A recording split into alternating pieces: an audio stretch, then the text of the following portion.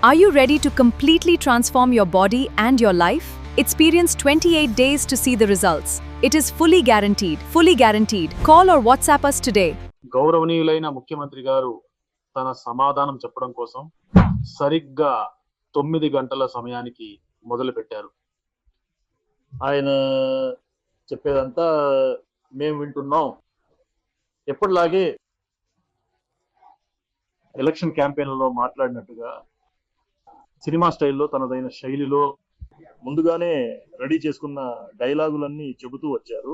ఆ తర్వాత కొన్ని తప్పుడు సమాచారాలు, నిజానికి విరుద్ధంగా ఉన్న విషయాలు సభలో రికార్డు అవ్వాలని ఆ పని మొదలు పెట్టారు. వెంటనే నేను కూడా మన అసెంబ్లీలో దీనిపై అభ్యంతరం వ్యక్తం చేస్తూ పాయింట్ ఆఫ్ ఆర్డర్ కింద నాకు మాట్లాడే అవకాశం ఇవ్వాలని కోరాను. పాయింట్ ఆఫ్ ఆర్డర్ అంటే ఆయన చెప్పేది తప్పు అని, ఆధారం లేకుండా మాట్లాడకూడదని చెప్పడానికి. కానీ స్పీకర్ గారు మమ్మల్ని అనుమతించడం లేదు. నిన్న నేను ప్రతిపక్ష నాయకుడిగా మాట్లాడుతున్నప్పుడు చాలా మంది మంత్రులు అడ్డుపడి మాట్లాడారు. ముఖ్యమంత్రి గారిని ప్రశ్నలు అడిగినా ఆయన నిన్న అసలు సమాధానమే చెప్పలేదు. కానీ చాలా మంది మంత్రులు పదే పదే లేచి చాలా సార్లు పదే పదే మాట్లాడారు. చెప్పిన విషయాలనే మళ్ళీ మళ్ళీ చెప్పారు. మేము మాట్లాడటం ముగించి ఇంటికి వెళ్ళాక ఒక మంత్రి స్పీకర్ గారు సభ ముగిసింది అని చెప్పాక మేమంతా ఇంటికి వెళ్ళిపోయాము. మేము ఇంటికి వెళ్లే వరకు కూడా ఇంకో మంత్రి దానికి వివరణ ఇస్తూనే ఉన్నారు, సమాధానం చెబుతూనే ఉన్నారు. అదంతా నిన్న విన్నాము. ఇంటికి వెళ్ళాక మేము అసలు అడ్డు చెప్పము. నిన్న నేను మాట్లాడుతున్నప్పుడు చాలా మంది మంత్రులు అడ్డుపడడం మీరు చూసే ఉంటారు. కానీ ఈ రోజు ముఖ్యమంత్రి గారు వాస్తవ విరుద్ధమైన విషయాలు చెబుతున్నప్పుడు దాన్ని ఖండిస్తూ మాట్లాడటానికి ఏ ఆధారంతో మాట్లాడుతున్నారని అడిగారు. ముఖ్యమంత్రి గారు చెప్పే విషయాలు పరిధి దాటిపోతున్నప్పుడు నేను లేచి ముఖ్యమంత్రి గారు ఏ ఆధారంతో మాట్లాడారు, ఆధారం ఉంటే చూపించండి అని అడిగాను. కానీ ఎలాంటి ఆధారాలు చూపించలేదు. కానీ స్పీకర్ గారు ముఖ్యమంత్రి గారు మళ్ళీ మాట్లాడతారని అనుమతించారు. ముఖ్యమంత్రి గారు ఈ రోజు ఒక స్క్రిప్ట్ పట్టుకొని ఇక్కడికి వచ్చారు. ఆ స్క్రిప్ట్ చదవడం అయిపోయే వరకు నేను ఎవరికి సమాధానం చెప్పను అన్నట్టుగా ఉంది ఆయన ధోరణి. ఆ సీన్ లోని డైలాగ్ మొత్తం పూర్తి చేసే వరకు ఎవరు కూడా కట్ చెప్పకూడదు అన్నట్టుగా. షూటింగ్ కి వెళ్తే ఆయన ఎలా ఉంటారో సరిగ్గా అలాగే అదే విధంగా ఈరోజు అసెంబ్లీని ఒక షూటింగ్ స్పాట్ లాగా ఆయన మార్చి చూపించారు. నిన్న నేను అన్ని ప్రశ్నలు అడిగితే అప్పుడు ఏ ఒక్క మాట కూడా మాట్లాడని ముఖ్యమంత్రి గారు ఈ రోజు మాత్రం ఆ డైలాగ్ అంతా ఒప్ప చెప్పడానికి వచ్చి దాన్ని పూర్తిగా చేసేశారు. మీరు కూడా వరుసగా చూస్తూనే మీడియా మరియు విలేకరులు ఆయనను ప్రశ్నలు అడుగుతున్నప్పుడు మీరు ఎన్నో దృశ్యాలను తీస్తున్నారు. ఆయన మీకు సమాధానం చెప్పడం లేదు. అటు అసెంబ్లీలో మాకు కూడా సమాధానం చెప్పడం లేదు. ఒక ముఖ్యమంత్రిగా మేము ఆయన నుండి ఆశించేది ఏమిటంటే, మేము అడిగేది కేవలం ప్రజల ప్రశ్నలే. విలేకరులు అడిగేటటువంటి ప్రశ్నలకు ఒక ముఖ్యమంత్రి బాధ్యతాయుతంగా సమాధానం చెప్పాలి. మేము ఆశించేది అదే, ఇతర జిల్లాల వారు ఆశించేది కూడా అదే. కానీ వీటన్నిటికీ మించి ఏం జరిగినా సరే డిఎంకే మీద నిందలు వేయడమే ఒక పనిగా ఈ ప్రభుత్వానికి ఒక అలవాటుగా మారిపోయింది అని చెప్పాలి. అందుకే నేను మీడియా ద్వారా ముఖ్యమంత్రిని కోరుతున్నాను. నిన్న నేను చాలా ప్రశ్నలు అడిగాను. వాటిలో కొన్నింటిని ఇక్కడ మళ్ళీ అడగాలనుకుంటున్నాను. గవర్నర్ గారు అసెంబ్లీ వచ్చినప్పుడు ఒక సంప్రదాయం ఉంటుంది. ఆ సంప్రదాయం ఉల్లంఘించబడింది. గవర్నర్ గారు అసెంబ్లీకి వచ్చినప్పుడు మొదట తమిళ తాయి వాస్తు చివరగా కార్యక్రమం ముగిసేటప్పుడు జాతీయ గీతం పాడాలి అని అంతా రావాలి. కానీ ఈసారి గవర్నర్ వచ్చినప్పుడు నిబంధనలు ఉల్లంఘించి జాతీయ గీతాన్ని 2 సార్లు ఎందుకు పాడారు అని నేను ప్రశ్నించాను. ఇందులో తప్పేముందని నన్ను అడిగారు. నేను చెప్పాను, తప్పు అని కాదు, మీరు ముందుగా తమిళ గీతాన్ని పాడారు, కానీ జాతీయ గీతాన్ని 2 సార్లు పాడారు. మరి అలాంటప్పుడు తమిళ గీతాన్ని కూడా 2-3 సార్లు పాడించాల్సింది కదా అని నేను అడిగాను. దానికి సమాధానం చెప్పాలి. ఇందులో ఎలాంటి రాజీ, మీరు గవర్నర్ మధ్య ఎలాంటి ఒప్పందం కుదిరిందని నేను అడిగాను. దానికి ఎలాంటి సమాధానం లేదు. ఆయన ఏమన్నారంటే, కలైంజర్ గారి చిత్రపట ఆవిష్కరణకు రాష్ట్రపతి వచ్చినప్పుడు కూడా మీరు ఇలాగే చేశారు అన్నారు. ముఖ్యమంత్రికి కనీస నిబంధనలు కూడా తెలియకపోవడం చాలా విచారకరం. రాష్ట్రపతి వచ్చినప్పుడు ఆయనకు ఒక ప్రత్యేక నిబంధన ఉంటుంది, కానీ గవర్నర్కి అలా ఉండదు. రాష్ట్రపతికి ఉండే నిబంధనల ప్రకారమే ఆ రోజు జాతీయ గీతాన్ని పాడారు. అలాగే నేనే ముఖ్యమంత్రి పథకం ద్వారా దాదాపు 41 లక్షల మంది విద్యార్థులు ప్రయోజనం పొందారు, ఎన్నో విజయాలు సాధించారు. అలాంటి పథకాన్ని మీరు ఎందుకు నిలిపివేశారు? నేను అడిగిన ప్రశ్నకు వాళ్ళు ఏమాత్రం ఆధారం లేకుండా, సరైన సమాధానం చెప్పకుండా, ఇష్టం వచ్చినట్లు ఏవేవో ఆరోపణలు చేస్తున్నారు. విద్యుత్ కోతలకు సంబంధించి అడిగిన ప్రశ్నలన్నిటికీ మళ్ళీ సమయం కావాలని అడుగుతున్నారు. ఆ నిందను కూడా డిఎంకే మీద వేస్తూ ఫ్యూజ్ క్యారియర్లు పీకేసి వెళ్లిపోయారని అంటున్నారు. అలా చెబుతున్నారు. ఏ రకమైన ప్రశ్నకు ఒక స్పష్టమైన సమాధానం లేదు. పంట రుణాల మాఫీ గురించి, రైతు పోరాటం గురించి అడిగితే రైతులందరినీ డిఎంకే పార్టీయే ప్రజల్ని రెచ్చగొట్టి ఈ పోరాటాల్లో పాల్గొనమందని ముఖ్యమంత్రి రైతుల పోరాటాన్ని కించపరిచారు. ఈ ఉదయం కూడా టీవీలో చూస్తే తిరువల్లూరు జిల్లాలో రైతులు ఇంకా నిరసనలు చేస్తున్నారు. ఈ రైతుల పోరాటానికి డిఎంకే పార్టీనే వెనకుండి కారణమని మన ముఖ్యమంత్రి గారు అంటున్నారు. నీచంగా కించపరుస్తూ మాట్లాడుతున్నారు. అలాగే శాంతి భద్రతల సమస్య కూడా, దానికి కూడా మళ్ళీ టైం ఇవ్వండి అనే సమాధానమే. డీజీపీ నియామకం ఎందుకు జరగలేదని అడుగుతున్నారు. సరే, మేము చేయలేదనుకుందాం, అందుకే కదా ప్రజలు మిమ్మల్ని ఎన్నుకున్నారు, మార్పు తీసుకొస్తామని చెప్పారు కదా, ఒక్క రోజులోనే అన్నింటినీ మార్చేస్తామని చెప్పారు కదా, అధికారంలోకి వచ్చిన మరుక్షణమే అంతా మార్చేస్తామని చెప్పారు కదా. మరి ఈ 40 రోజుల్లో మీ పోలీస్ డిపార్ట్మెంట్ ఏం ఉద్ధరిస్తోంది అనేది మేము అడుగుతున్న ప్రశ్న.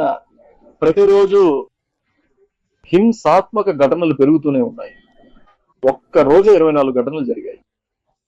వీటన్నిటికీ ఎటువంటి సమాధానం లేదు. ఇంకా చెప్పాలంటే అధికార పార్టీకి చెందిన వాళ్ళే ఈ ఆరోపణలన్నింటిలోనూ ఇన్వాల్వ్ అయి ఉన్నారు. దానికి సంబంధించిన ఆధారాలను నేను ఈ రోజు, నిన్న స్పీకర్ గారు ఆధారాలు ఇవ్వమన్నారు, నా దగ్గర ఆధారాలు సిద్ధంగా ఉన్నాయి, వాటిని ఇప్పుడు మీకు ఇస్తున్నాను. అదే విధంగా వీటన్నిటిలోనూ మేము ఎవరి దయాదాక్షిణ్యాల మీద ఆధారపడలేము, మా దయ వల్లే ప్రభుత్వం నడుస్తుందని ఊరికే మాటి మాటికి చెప్పకండి. మేము ఎవరి దయ మీద లేము అని వాళ్ళు అంటున్నారు. ఒకవేళ అదే నిజం కాకపోతే ప్రభుత్వం ఏర్పడగానే ఎందుకు వెళ్ళి ఇతను ఏడీఎంకేలోని ఒక వర్గాన్ని మాత్రమే చూశారు, ఆపై సోఫా వెనకాలే వెళ్ళారు. ప్రతి పార్టీ లీడర్ ఇంటికి వెళ్ళినప్పుడు కొత్త సోఫా వెళ్ళింది, అదంతా మీరు చూశారు. ఇప్పుడు అన్న ద్రవిడ మున్నేట్ర కజగం ప్రభుత్వం ఏర్పడినప్పటి నుండి ఈ రోజు వరకు ప్రతి ఒక్క శాసనసభ సభ్యుడిని కూడా, అది కూడా అక్కడ పార్టీ ఆఫీసులో కూడా కదా, ఇక్కడ అసెంబ్లీ ప్రాంగణంలోనే నేరుగా లోపలికి వెళ్లి మంత్రుల యొక్క గదుల్లోకి వెళ్లి పార్టీలో చేరుతున్నారు. వీళ్ళు ఎమ్మెల్యే పదవికి రాజీనామా చేసి పైన ఉన్న మంత్రి రూమ్ లోకి వెళ్లి పార్టీలో చేరుతున్నారు. అధికార ప్రభుత్వం ఏఐఏడిఎంకే ఎమ్మెల్యేలను ఒక్కొక్కరిగా లాక్కోవడాన్ని కోచింగ్ అనవచ్చు. ఎమ్మెల్యేలనే తమ వైపుకు లాగేసుకుంటున్నారు. వీటన్నింటి గురించి అడిగితే ఎలాంటి సమాధానం కూడా చెప్పకుండా, ఒక షూటింగ్ స్పాట్ కి ఒక వ్యక్తి వస్తే అతను ఎలా ఉంటాడో, ఎలాగైతే డైలాగులన్నీ కంఠస్థం చేసి వచ్చి మాట్లాడి నటించి వెళ్ళిపోతారో, ఈ రోజు ముఖ్యమంత్రి గారి ప్రసంగం కూడా సరిగ్గా అలాగే ఉందని నేను అంటున్నాను. అసెంబ్లీలో అలా చెప్తున్నారు. ఆయన audio launch function, trailer launch function అంటే ఇవే అన్నమాట.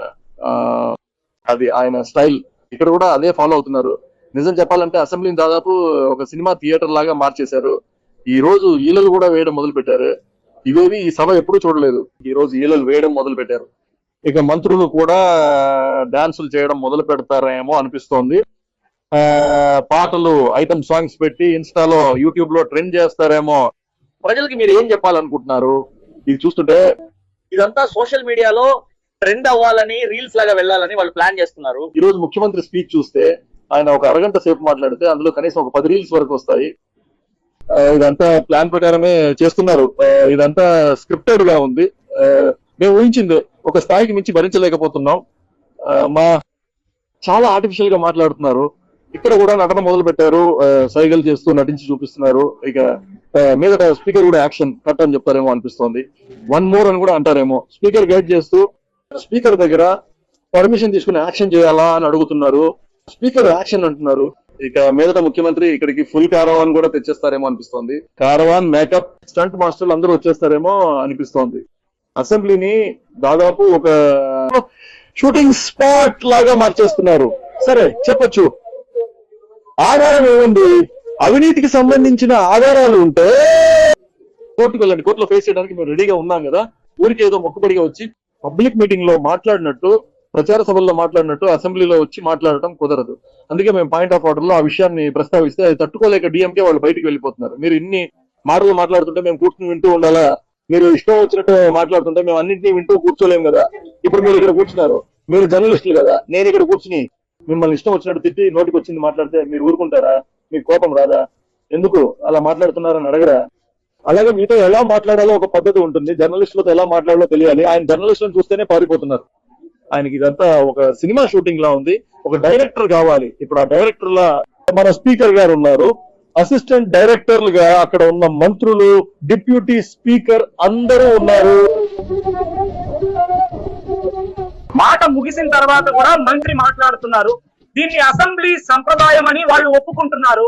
మేము ఒక సినిమాలో నేను కూడా భయపడను అని చెప్పి మేమంతా మాట్లాడాక స్పీకర్ వచ్చి సభ సమయం ముగిసింది అని చెప్పారు. అలా చెప్పారంటే అంతా అయిపోయినట్టే, అందరూ వెళ్ళిపోవాలి. మేము అందరం బయలుదేరాం.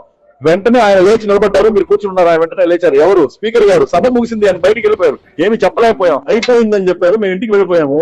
ఇంటికి వెళ్ళి టీవీ వేశాను, మినిస్టర్ ఆన్సర్ ఇస్తున్నారు. అప్పుడు ఫోన్ చేసి అడిగాను, లేదండి మీరు వెళ్ళాక ఆయన మాట్లాడటం మొదలు పెట్టేశారు అని అంటున్నారు కదా. ఇదంతా కూడా ఒక కామెడీ టైం లాగా సభను నడిపిస్తూ పార్టీ గురించి ఒక అతిపెద్ద వ్యవహారం నడిచింది కదా. పార్టీ గురించి మీ అభిప్రాయం ఏంటి సార్? ఏ పార్టీ అది? అది ఎవరెవరికి ఇచ్చారు? దానికి ఏదైనా ఆధారం ఉందా? ఇలా గుడ్డిగా ఆరోపణలు చేసినప్పుడు ఏ ఆధారం అయినా ఉంటే మనం సమాధానం చెప్పాలి. కానీ ఐఏడి ఎంకే వాళ్ళు ఈ ప్రశ్నకి మౌనంగా ఉన్నారు. అడగాలి, మీరు ఎందుకు మౌనంగా ఉన్నారని వాళ్ళని అడగాలి. సార్, గవర్నర్ ప్రసంగంలోనూ ప్రజల కష్టాల గురించి ఏమీ చెప్పలేదు. ఇప్పుడు ముఖ్యమంత్రి గారి సమాధానంలో లేదు. దీన్ని మీరు ఎలా చూస్తారు? ఎందుకంటే 2500 రూపాయలు ఇస్తున్నారు కదా. లోపల సినిమా షూటింగ్ జరుగుతుంది.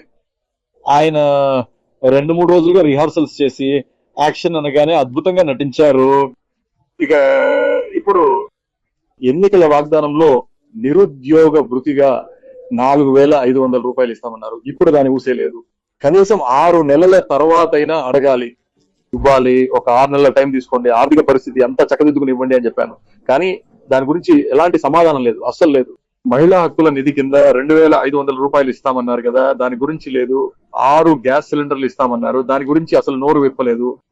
ఆయన ఇలాంటి ఎలక్షన్ ప్రామిసెస్ గురించి అస్సలు మాట్లాడలేదు. డిఎంకే ప్రభుత్వ పథకాలు కొనసాగుతున్నాయి. మహిళలకు 1000 రూపాయల గౌరవ వేతనం ప్రోత్సాహం ఇచ్చారు. తమిళ పుదుమై పెన్ అనే స్కీమ్ కూడా కంటిన్యూ అవుతూనే ఉంది. వేరే ఏ కొత్త స్కీమ్స్ కూడా అనౌన్స్ చేయలేదు. సింగ పెన్ అని ఒకటి స్టార్ట్ చేశారు. ఇప్పుడు వాళ్ళు కూడా చూస్తే ముఖ్యమంత్రి స్టైల్లో షూటింగ్స్ చేసి రీల్స్ అన్ని కూడా పెట్టడం మొదలు పెట్టారు. ఈ ప్రభుత్వం ఒక జోక్ లాగానో లేదా ఒక సినిమా షూటింగ్ లాగానో మనకు అనిపిస్తుంది.